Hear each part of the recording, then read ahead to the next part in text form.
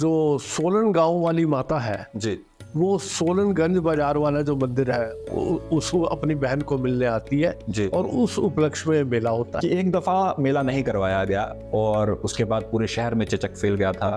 पुजारी पर देवी आती है जी और उस दिन पूछा जाता है आप लोगों को मेला कबूल है। जी अभी पिछले ही कुछ सालों में जब उन्होंने कहा नहीं ये मेला कबूल नहीं है, दफा ये हुआ कि मूर्तियां चोरी हो गई। जो मुझे जानकारी है कि एक लौता ऐसा मेला है जहां पर आप बिना पैसे के भी यदि जाएं, बिना कोई 1 रुपया लेकर भी जाए तो आपको खाने की कभी कोई दिक्कत नहीं होगी। ये भंडारे की ये जो आगे बढ़ने का दौर शुरू हुआ जी ये तो 72 के बाद ही समझिए आप। सोलन मेले पर पुराने लोगों का सबका ही जी छुट्टी लेकर जो बाहर नौकरी में भी है कभी मेले पे मिलेंगे। ये जो अर्लीस्ट मेमोरी है 40s 50s के आसपास में, तो ये मेला क्या उसी समय पर ठोडो ग्राउंड में हुआ करता था। ऐसे ही भीड़ जुटती थी, ऐसे ही डोली उठती थी और ऐसे ही लोग आते थे दूर दूर से पुष्प करते थे। मैं 1948 का मेरा बर्थ है, नवंबर 1948 का। तो जब मैंने इस मेले को देखा तो मैंने ठोडो ग्राउंड में देखा। ठोडो ग्राउंड में हाँ, पर उससे पहले जी जहाँ गंज बाजार में जी दुर्गा माता का मंदिर है, शूलिनी पीठम जिसे कहते हैं, हाँ, उसके पीछे जहाँ आजकल कोऑपरेटिव की दुकान वगैरह बन रही है जी वहां पर उस स्थान को खड़ा कहा जाता था, अखाड़ा।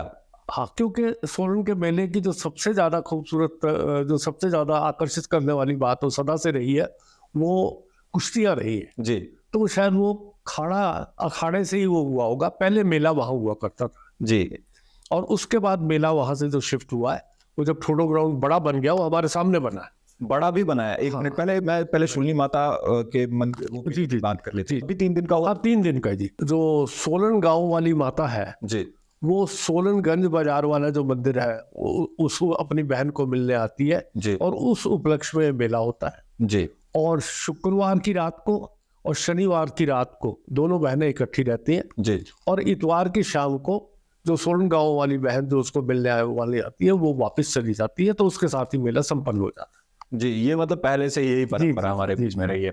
ऐसा भी बताते हैं सर, अब आपके सामने हुआ है या आपके पहले हुआ है उसके बारे में भी बताइएगा। हाँ। कि एक दफा मेला नहीं करवाया गया और बारिश के चलते नहीं करवाया गया था या किसी कारण से नहीं करवाया गया था, तो माता बहुत रुष्ट हो गई थी और उसके बाद पूरे शहर में चेचक फैल गया था। वो इसके बारे में ये सच में हुआ? इसमें असल में जो मैं छोटा था और मैंने सुनी थी ये बात, जी बेसिकली चेचक फैलने की बात शुरू हो गई थी। जी तो उस जमाने के जो कुछ संभ्रांत लोग थे जी उन लोगों ने ये बात कहनी शुरू की कि चेचक फैल रही है, इस करके मेले को नहीं करवाया जाना चाहिए। अच्छा, दोनों तरह से। और मुझे अभी याद है जैसे हमारे पिताजी वगैरह भी बात करते थे तो यहाँ डॉक्टर मनोहर लाल सूरी जिनके वंश के लोग अभी भी होम्योपैथी की जी जी वो करते हैं, तो डॉक्टर सूरी वगैरह का नाम ये लगा था काफी कि ये नहीं करने दे रहे। पर फिर भी शहर के सब लोगों ने ये कहा कि भाई जब ऐसी बात हो रही है तो नहीं होना चाहिए। बाकी आम जनता को ये लग रहा था कि उनकी आस्था को कोई बात हो रही है। जी जी। तो ये मतलब उसी तरह का हो गया जैसे कोविड के समय में बंद कर दिया गया था, तो चेचक के समय में भी ये कहा गया कि इसे बंद कर दिया जाना चाहिए। हाँ, तो वो कोविड के टाइम में भी ऐसा ही हुआ कि ये हो गया। फिर इसमें एक मेले के साथ एक बात बहुत जो जुड़ी हुई है और एक इंसिडेंट मैं शायद आपसे कभी शेयर नहीं कर सकता हूँ और आज जरूर करना चाहूंगा। जी। फिर जो मंदिर के पुजारी हैं, जैसे ही शुक्रवार को दोनों बहनें इकट्ठी होती हैं तो शनिवार को पुजारी पर देवी आती है जी और उस दिन पूछा जाता है, लोग अपनी समस्याओं के बारे में भी पूछते हैं और ये भी सबसे पहले पूछा जाता है कि आप लोगों को मेला कबूल है। जी बिल्कुल। तो देवी मेला कबूल करती है। जी। अभी पिछले ही कुछ सालों में जी कोई बहुत लंबी चौड़ी बात नहीं हुई, मेले के दौरान झगड़ा सा हो गया था। जी जी जी। हाँ, ये तो हमें भी याद है। हमने तो वो झगड़ा होने की वजह से जब पूछा गया देवी को कि उन्होंने कहा नहीं ये मेला कबूल नहीं है। जी। और मुझे याद है कि मदन चौहान उस जमाने में डिप्टी कमिश्नर होते थे। जी। तो जब उनको ये पता लगा तो फिर मेला दोबारा से किया गया। 6 दिन का मेला हो गया। नहीं जी। वो मेला तो हो गया पर माता ने जब वो कबूल नहीं किया जी जी तो वो मेला दोबारा से फिर 1 दिन का मेला दोबारा उसे माता ने कबूल। हाँ, मान रहा जी। और ऐसा ही घटनाक्रम एक दफा ये हुआ कि मूर्तियां चोरी हो गई।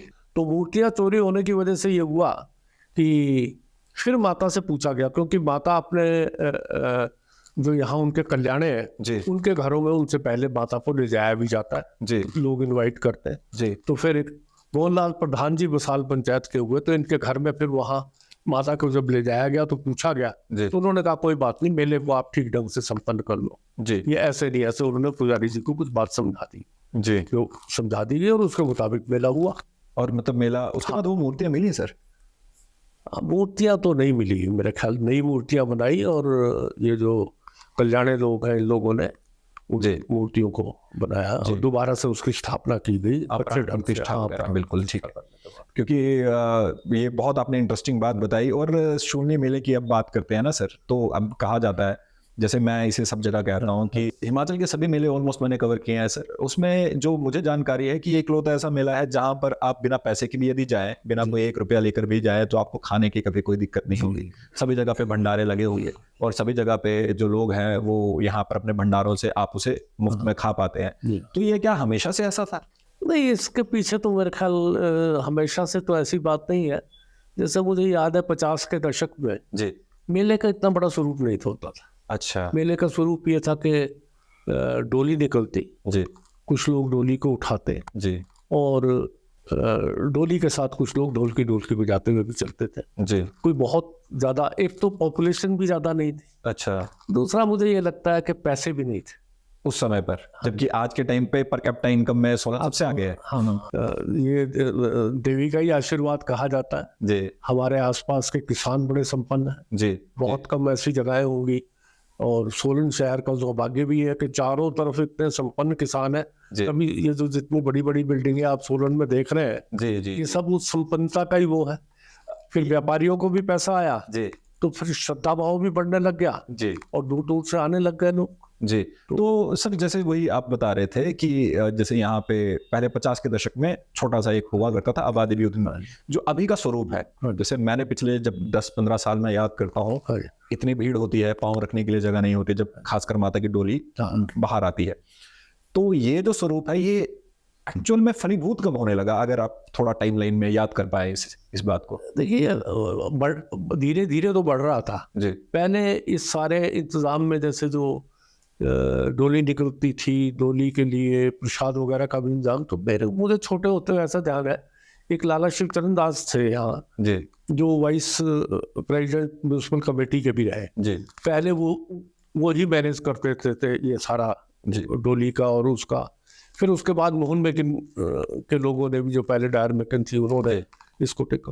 फिर धीरे धीरे लोगों ने बनाना, ये जो मंदिर पे बना है आपका सोलन गांव वाला जी, ये पहले इसका बड़ा छोटा स्वरूप था। अच्छा। पर ये जो महेंद्र जी होटल वाले, ये जो हलवाई की दुकान वाले लोग हैं, जी, शुरू में जो पहली इन्वेस्टमेंट की गई इसको बनाने इसका स्वरूप बनाने में, अच्छा स्वरूप बनाने में, नया स्वरूप बनाने में, जी, तो ये महेंद्र जी के परिवार ने इसमें बहुत बड़ा इनका योगदान रहा। क्या बात है।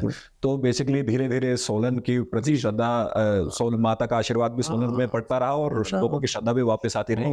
ये जो भंडारे हैं सर, एक आखिरी जो भी इसी सेगमेंट में पूछना चाह रहा हूँ, ये भंडारे लगना क्या कब से शुरू हुए, जो आप इसका देखते हैं कि प्रारूप में भंडारे लगना शुरू हो गए? ये भंडारे की ये जो आगे बढ़ने का दौर शुरू हुआ जी, ये तो 72 के बाद ही समझिए आप, 70-75 72 के बाद। पर उससे पहले एक जो यहाँ थी, हम जैसे जब छोटे छोटे होते भी, जो भी मेले पर लोगों का घर, सोलन मेले पर पुराने लोगों का सबका ही जी, छुट्टी लेकर जो बाहर नौकरी में भी है, कि भी मेले पे मिलेंगे। अच्छा, स्पेशल आया करते थे? हाँ, स्पेशल आया करते थे। अच्छा। अब मुझे ये ध्यान है कि जैसे चंडीगढ़ यहाँ यूनिवर्सिटी जी शिफ्ट हो गई थी, जी जी, तो हमारे कजन वगैरह भी थे वहाँ, तो फिर ये होता भाई मेले पे जरूर